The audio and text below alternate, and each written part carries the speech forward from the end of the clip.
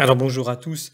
Aujourd'hui, nous continuons notre parcours de la Bible à la lumière de la tradition de l'Église et nous en sommes rendus à la deuxième partie du chapitre 28, donc du livre de la Genèse, qui va parler du songe de Jacob. Donc, c'est un passage assez important de l'Ancien Testament. Alors tous les passages sont importants, mais celui-ci, il est aussi un petit peu mystérieux et on se rend bien compte qu'il y a un sens allégorique, un sens mystique à tirer, et c'est ce que nous allons voir justement dans ce parcours-là.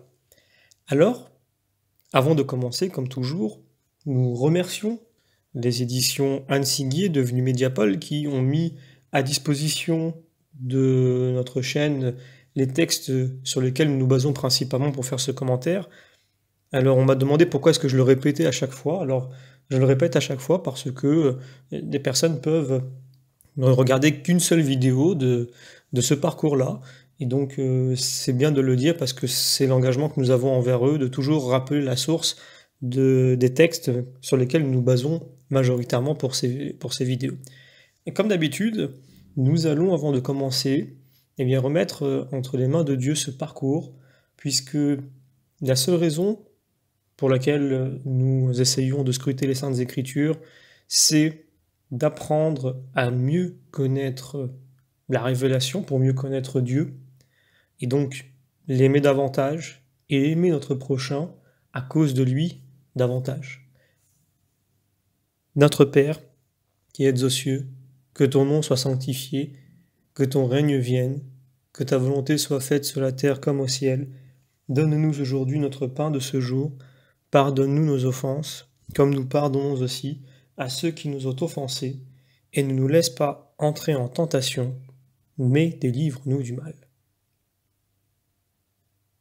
Également, nous remettons entre les mains de notre Mère, la bienheureuse Vierge Marie, la Sainte Vierge Marie, qui toujours protège ses enfants et intercède pour eux auprès de son Fils, surtout quand notre demande est pure, celle de mieux connaître son Fils pour l'aimer davantage.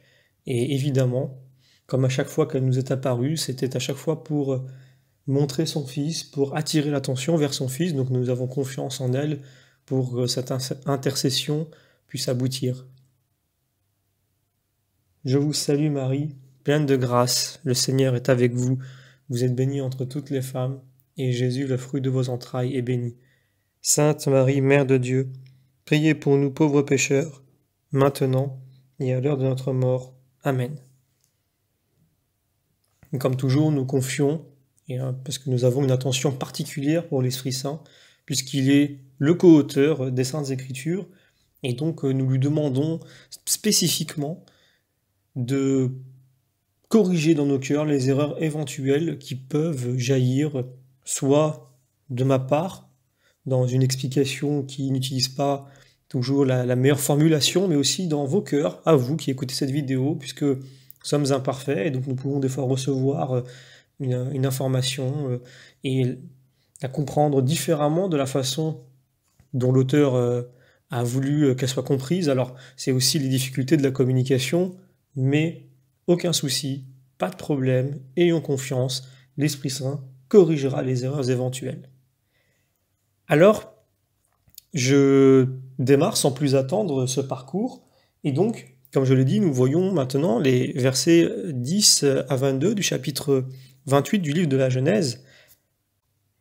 Alors avant de démarrer, je vais prendre quelques commentaires introductifs qui vont nous permettre de rentrer dans le texte. Tout d'abord, il faut se rappeler que le livre de la sagesse nous indique le sens donc de la double rencontre de Jacob avec son Dieu. Donc ici, ce sera notamment au chapitre 32, versets 23 à 33. Donc la lutte avec l'ange.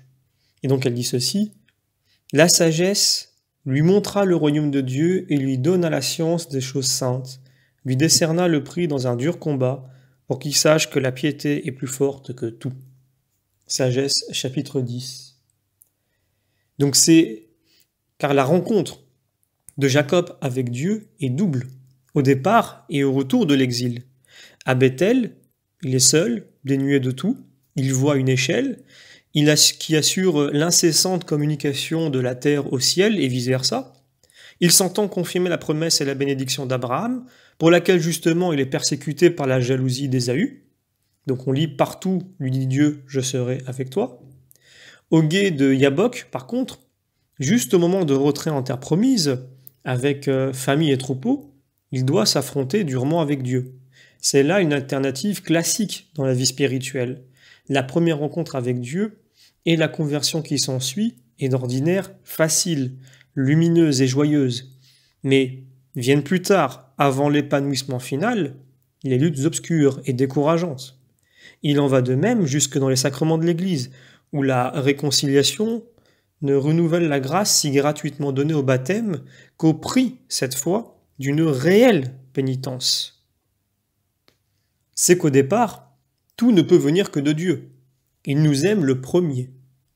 De nous-mêmes, nous n'avons rien, et par conséquent, dans notre pauvreté initiale, tout doit nous être d'abord donné. Et comme Jacob, nous entendons cette promesse. Dominus vobiscum, le Seigneur est avec vous. Avec le psaume 46, nous pouvons donc chanter « Avec nous, le Seigneur Sabaoth, le Dieu de Jacob nous prend dans son alliance. » Tel est le royaume de Dieu montré à Jacob.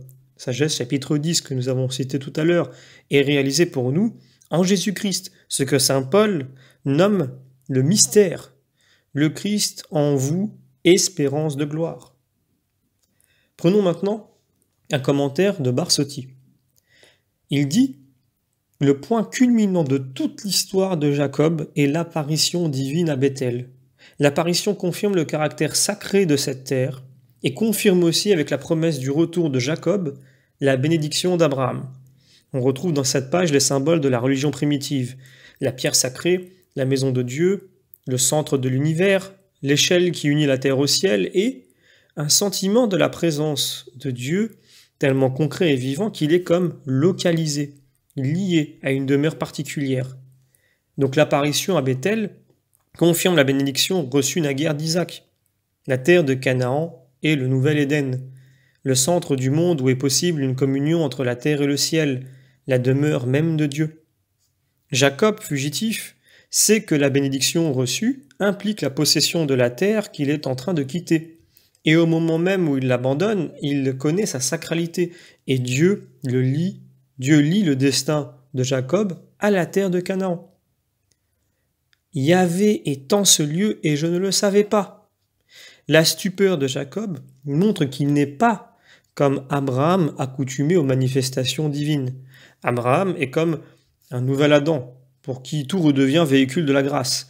Mais Jacob est plutôt l'homme que tout contact avec Dieu bouleverse, parce qu'il ne connaît pas Dieu, parce qu'une certaine cécité le sépare de lui. Il découvre tout à coup que la terre sur laquelle il vit est sacrée. L'apparition de Bethel est comme une nouvelle naissance de Jacob. Jacob naît, passe à une nouvelle vie dont l'apparition de Yahvé est comme l'initiation sacrée, exactement au moment où il doit s'enfuir de la terre de Canaan. Éloigné de cette terre, il vivra dans la nostalgie du retour. Depuis Abraham jusqu'au Christ et jusqu'à nous, l'expérience mystique d'Israël sera toujours liée à cette terre, symbole de l'Éden. L'épiphanie de Bethel ne révèle pas entre Dieu et Jacob une intimité qui puisse se comparer à celle qui existait entre Dieu et Abraham, mais elle reste une des théophanies les plus importantes de l'Ancien Testament. On a reconnu que l'épisode de Bethel a un rapport antithétique, peut-être voulu par l'auteur avec l'histoire de la tour de Babel. Là, l'homme voulait escalader le ciel par ses propres moyens. Dans notre texte, au contraire, c'est Dieu lui-même qui jette une échelle entre le ciel et la terre jusqu'à ce que la bienveillance de Dieu se repose sur le Fils de l'homme. Vous verrez les cieux ouverts et les anges de Dieu montant et descendant sur le Fils de l'homme. Jean chapitre 1, verset 51. En lui donc s'accomplit vraiment l'alliance de Dieu avec l'homme, l'unité du ciel et de la terre. Alors, voilà maintenant que nous avons bien introduit ce morceau de chapitre que nous lisons, que nous commentons, lisons maintenant les versets en question. Jacob sortit de Bersabée et marcha vers Haran. Il arriva en un lieu où il décida de passer la nuit, car le soleil se couchait. Il prit une des pierres de l'endroit, la mit sous sa tête et dormit en ce lieu. Il eut un songe. Voici une échelle dressée sur la terre et dont le sommet touchait le ciel. Sur l'échelle, voici des anges de Dieu montant et descendant. Alors je vais m'arrêter au verset 12 et nous allons commenter. Et avant de commenter, nous allons prendre un passage, texte parallèle, Jean chapitre 1 verset 50. Jésus répondit et lui dit, « Parce que je t'ai dit, je t'ai vu sous le figuier, tu crois, tu verras de plus grandes choses. » Et il lui dit, « Amen, je vous le dis, vous verrez le ciel ouvert et les anges de Dieu montant et descendant sur le Fils de l'homme. » Donc, dans ce passage de la Genèse que nous venons de lire, nous lisons « Il vit une échelle dressée ». Donc cette échelle dressée de la terre où dort le patriarche jusqu'au ciel, où Dieu se communique aux hommes, évoque à notre imagination tous ces arbres de Jessé, où la descendance promise monte jusqu'à Marie et au Christ. Donc, annonce de l'incarnation comme Jésus le confirma lui-même en revendiquant d'accomplir pour nous la vision de Jacob. C'est donc le passage que je viens de lire. C'est du même coup annoncer que l'incarnation a définitivement fondé l'alliance au-dessus du Fils de l'homme, ou mieux encore, sur lui.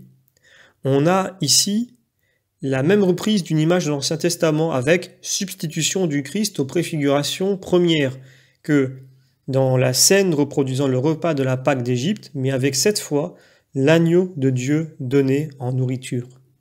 En outre, Jésus promet, car c'est encore au futur, que nous verrons le ciel ouvert par sa rédemption. Étienne en témoigne, Actes chapitre 7, verset 56. Et Saint Jean, plus tard, dans son Apocalypse, que je lirai, dont le titre à lui seul rappelle que ce livre est tout entier la révélation des choses saintes, que la vision de Bethel avait commencé de faire connaître à Jacob, toujours d'après Sagesse chapitre 10. Et donc le verset en question, en Apocalypse chapitre 4, est le suivant. « Ensuite je vis, voici une porte ouverte dans le ciel, et la première voix que j'avais entendue comme celle d'une trompe, parlant avec moi, disant, « Monte ici, et je te montrerai ce qui doit arriver après cela. » Aussitôt, je fus ravi en esprit, et voici, un trône était dressé dans le ciel, et sur le trône, quelqu'un d'assis. Et là, nous pouvons prendre un commentaire de Rupert de Dutz qui donne la signification, justement, de cette échelle qui monte jusqu'aux cieux. Il dit « Voyons ce que signifie, donc cette échelle montant jusqu'aux cieux, et le Seigneur qui s'appuie sur elle dans la porte ouverte. Devant ce fugitif, ce banni, les entrailles de miséricorde du Seigneur s'émurent. Il ne put s'empêcher de lui montrer quel refuge très sûr il préparait pour lui et pour sa descendance dans les hauteurs du ciel. Qu'est-ce en effet que cette haute échelle, sinon la lignée que nous connaissons tous d'après le livre de la généalogie de Jésus-Christ, Fils de Dieu?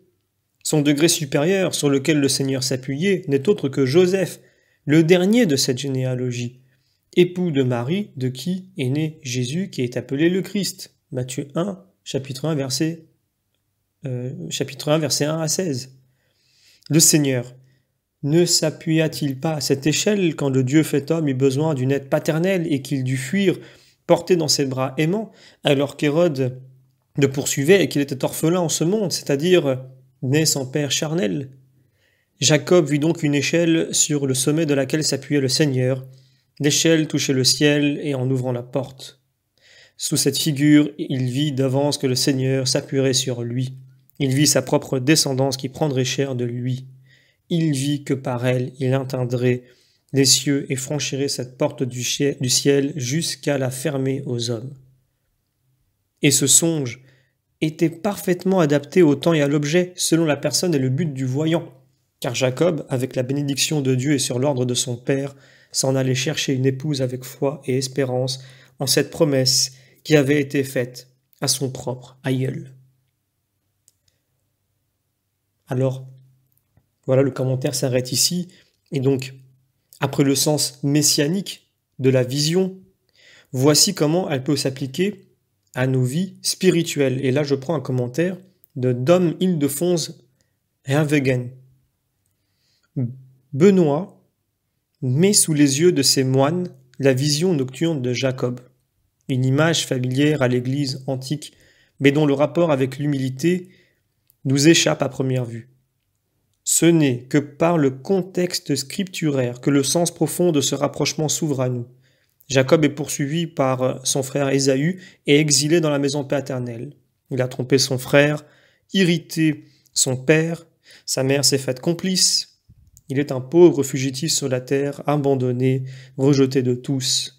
L'avenir est sombre, la douleur d'avoir quitté la maison paternelle torture son âme, tout ce qui est de la terre est perdu pour lui. Un complet abattement est tombé sur lui. Il a dans cet instant atteint le comble de l'humiliation. Culmen humilitatis. Mais dans cette catastrophe, Jacob a gardé une seule chose, la capacité de porter comme il doit être porté le malheur qui a éclaté sur lui. Il a saisi le sens de la catastrophe, abandon complet à la conduite de Dieu. À quel point Jacob était abattu, cette pierre le prouve, sur laquelle il dut reposer sa tête. Mais à quelle hauteur cette humiliation l'éleva devant Dieu? La même pierre en témoigne. Au matin, il la consacre par une onction d'huile pour en faire un mémorial sacré et qui portera le nom de Domus Dei, sainte habitacle de Dieu. La solitude du désert est devenue pour lui, dans son abandon total, le théâtre de la manifestation divine. Il a vu pendant son sommeil une échelle qui était dressée sur la terre et dont le sommet touchait le ciel. Des anges de Dieu montaient et descendaient.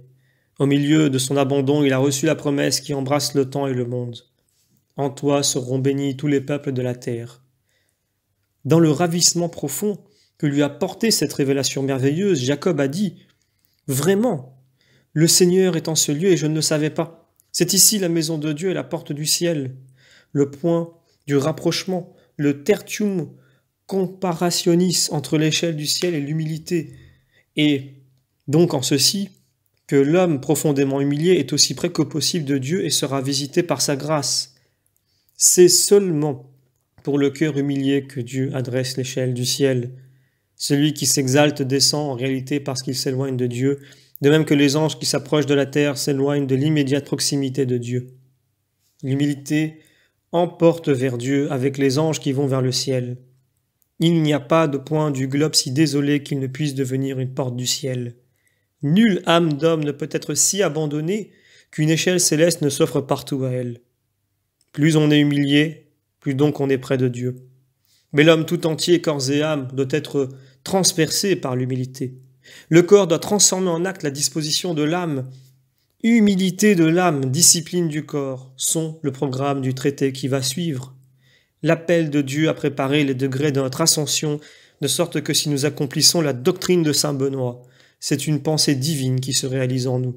C'est à une vocation divine que nous répondons. Ici se manifeste à nouveau le caractère pneumatique du monachisme. En dernier ressort, c'est l'Esprit de Dieu qui nous emporte par les abîmes de l'humilité.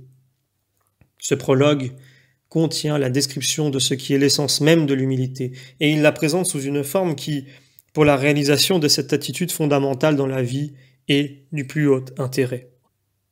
L'image lumineuse de l'échelle du ciel, brillant dans la nuit tranquille du désert, domine, pleine de mystères, le plus long chapitre de la Régula, et révèle encore aujourd'hui aux disciples de saint Benoît la vie semblable à celle des anges. Quand le moine a quitté tout ce qui est terrestre, dans l'humilité et l'entier abandon à Dieu, sa vie se maintient toujours et partout, à la porte du ciel. Voilà ce très beau commentaire qui est venu ajouter un sens spirituel, personnel, donc pour nos vies à nous, après le sens messianique que nous avons pu voir auparavant avec le commentaire de Rupert de Dutz. Et donc je continue avec la lecture des versets 13 à 15. « Et voici, Yahvé se tenait devant lui et il lui dit, « Je suis Yahvé, le Dieu d'Abraham, ton père, et le Dieu d'Isaac. Cette terre sur laquelle tu dors, je te la donnerai à toi et à ta descendance, et ta descendance sera nombreuse comme la poussière de la terre. Tu te dilateras vers l'Orient, l'Occident, le Nord et le Midi, et toutes les familles de la terre seront bénies en toi et en ta descendance. Et voici, Moi, je serai avec toi et je te garderai partout où tu iras et je te ramènerai dans ce pays et je ne te laisserai pas jusqu'à ce que j'ai accompli tout ce que je t'ai dit.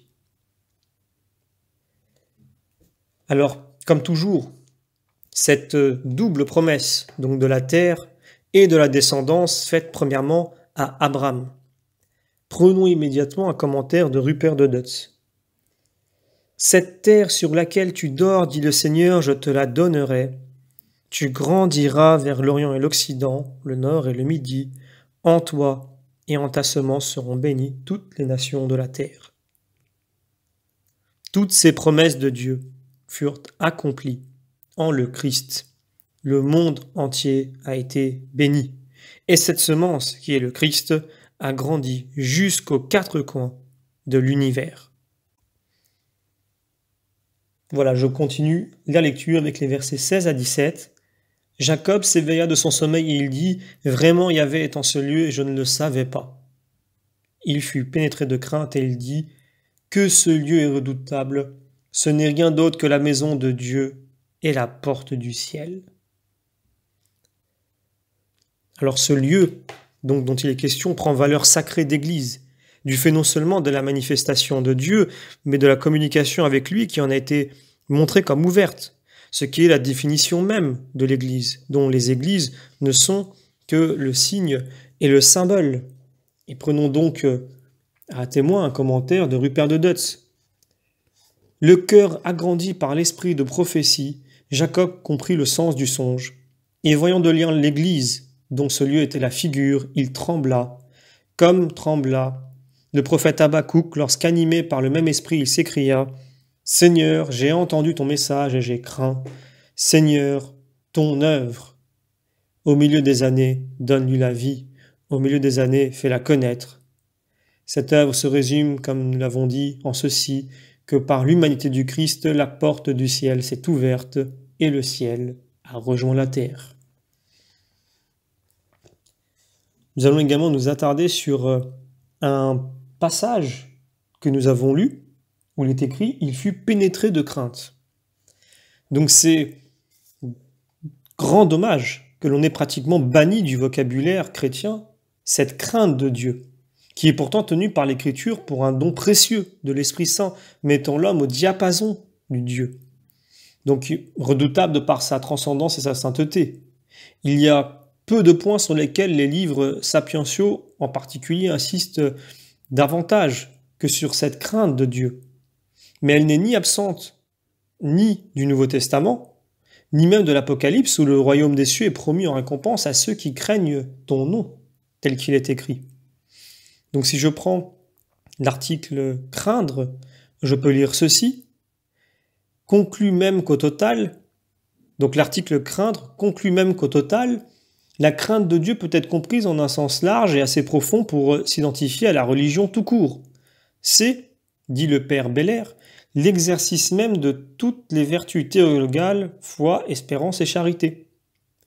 Donc, et là je prends un autre commentaire, il est vrai qu'au dire de saint Jean, le parfait amour bannit la crainte. 1 Jean chapitre 4 verset 18. Mais l'apôtre vise soit la crainte servile, soit la peur du mal. Tandis que, et c'est un commentaire de saint Thomas d'Aquin, la crainte filiale croît à mesure que grandit la charité, comme l'effet augmente avec la cause, crescente causa. Plus on aime quelqu'un, plus on craint de l'offenser. À parfait amour, parfaite admiration et révérence. Même dans la patrie céleste, elle ne disparaîtra pas entièrement.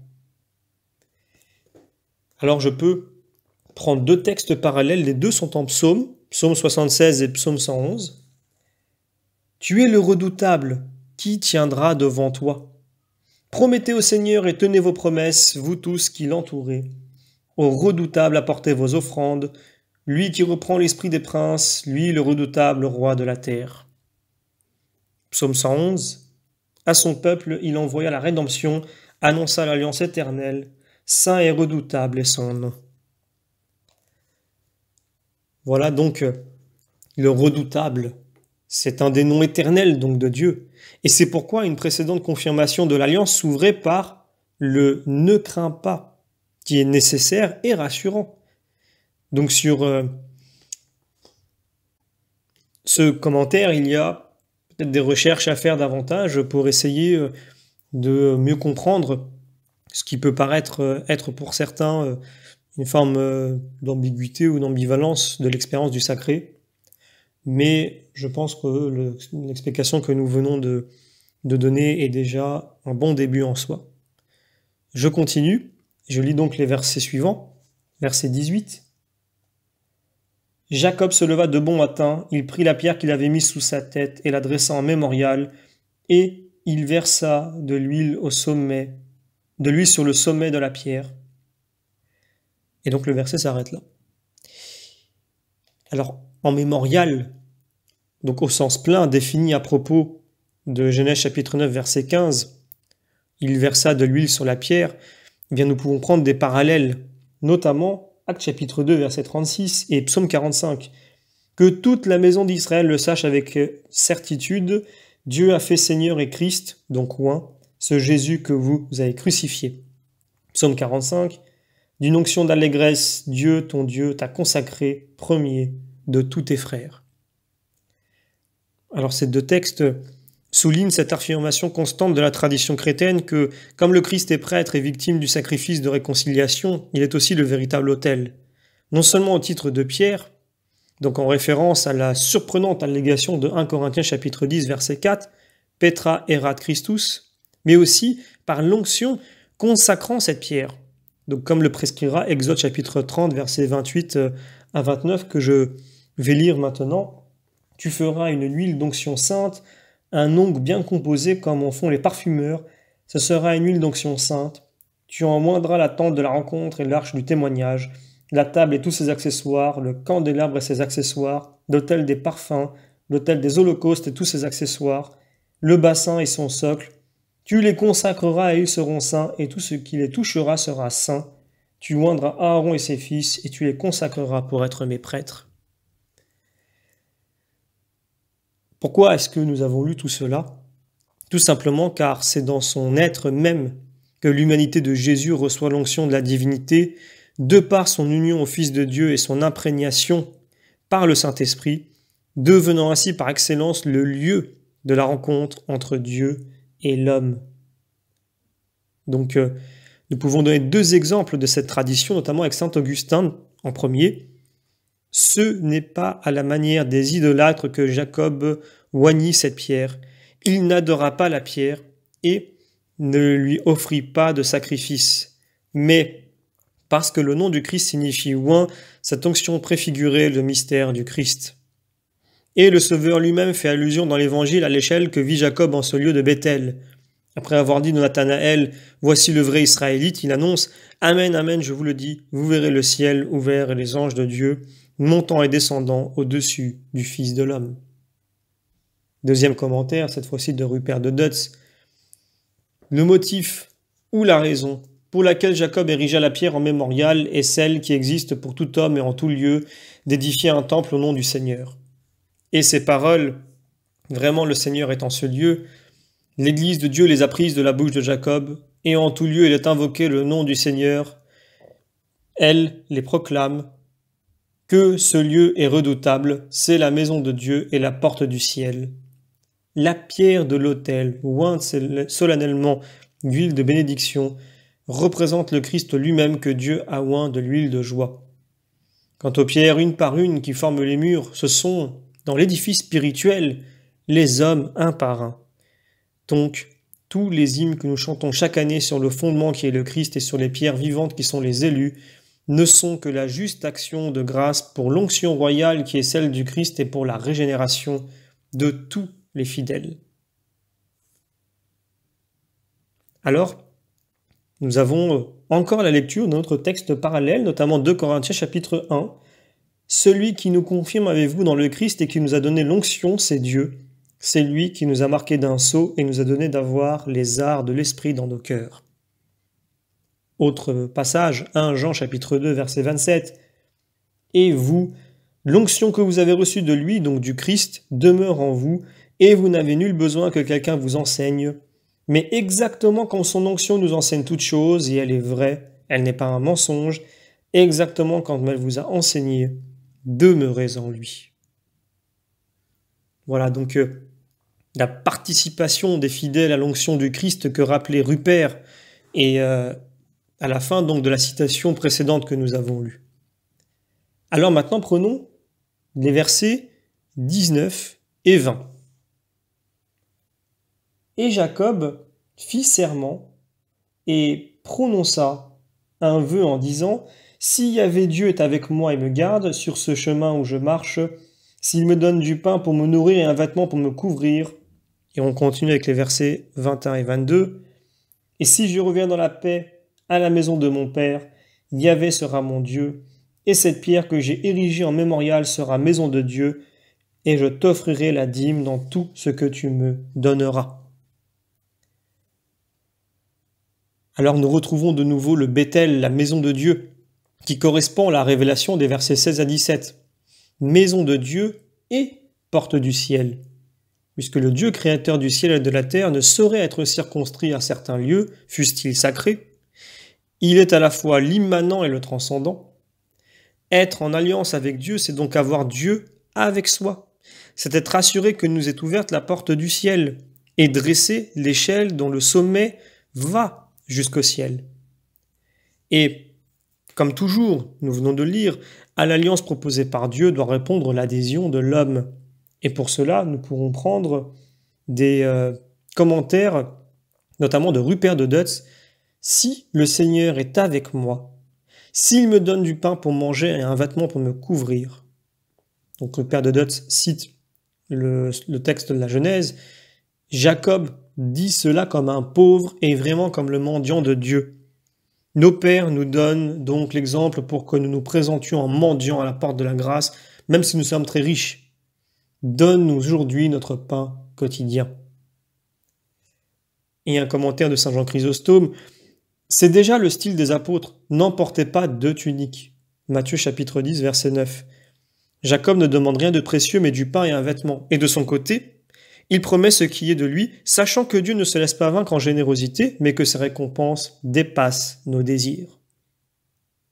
Et donc, nous pouvons terminer avec la lecture de 2 passages parallèles. Les deux sont en Matthieu, l'un chapitre 6, l'un chapitre 10. « Ne vous inquiétez donc pas en disant « Que mangerons-nous, que boirons-nous et de quoi nous vêtir ?» Toutes choses dont les païens ont grand souci. Votre Père du ciel sait que vous avez besoin de tout cela. Cherchez donc d'abord le royaume et sa justice, et le reste vous sera donné par surcroît. Et donc Matthieu 10, vous avez reçu gratuitement, donnez gratuitement. Ne vous procurez ni or ni argent, pas de monnaie dans vos ceintures, pas de besace pour le voyage, pas de seconde tunique, pas de chaussures ni de bâton, car l'ouvrier mérite sa nourriture. Alors voilà, donc nous avons terminé ici le commentaire que nous avons fait de la deuxième partie de Genèse chapitre 28 et je vous donne donc d'ores et déjà rendez-vous pour le prochain commentaire qui se fera sur Genèse chapitre 29. Il sera question de Rachel et de Léa.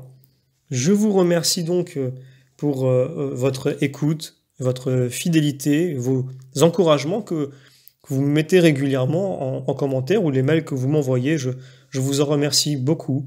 Et donc, je vous souhaite à tous et à toutes de continuer à grandir dans l'amour de Dieu et dans l'amour de votre prochain à cause de Dieu. À très bientôt. Merci.